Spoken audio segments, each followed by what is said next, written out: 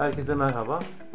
Bugünkü videomuzda kendi evimde mutfağın bölme duvarını taş kaplamaya çalışacağız. Burada daha önce ikili bir sürgü kapı vardı. Bu kapı da çok kullanışlı değildi. Aynı zamanda sobada yakıyorduk burada. Sobadan dolayı zarar görüyordu. Onu komple iptal ettim. Tavandan söktüm. Ve açılan kısımlarda traverten patlatma taş uygulaması yapacağım.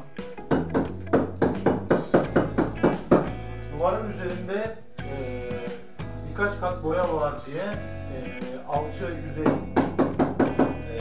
yapışması kolay olsun amacıyla keserle böyle çentik atıyoruz.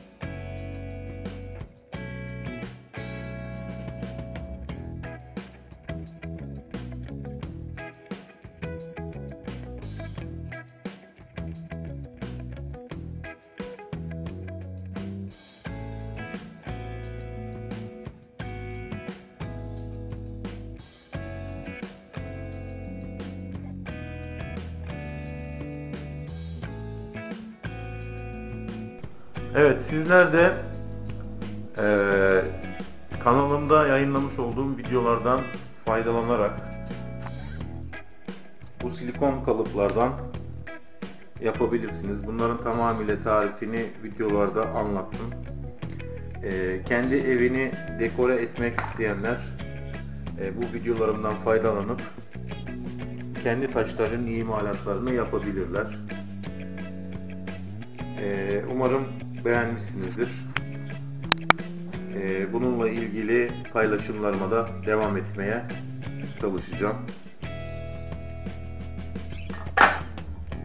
Kanalımıza da abone olmayı unutmayın lütfen. Teşekkür ederim.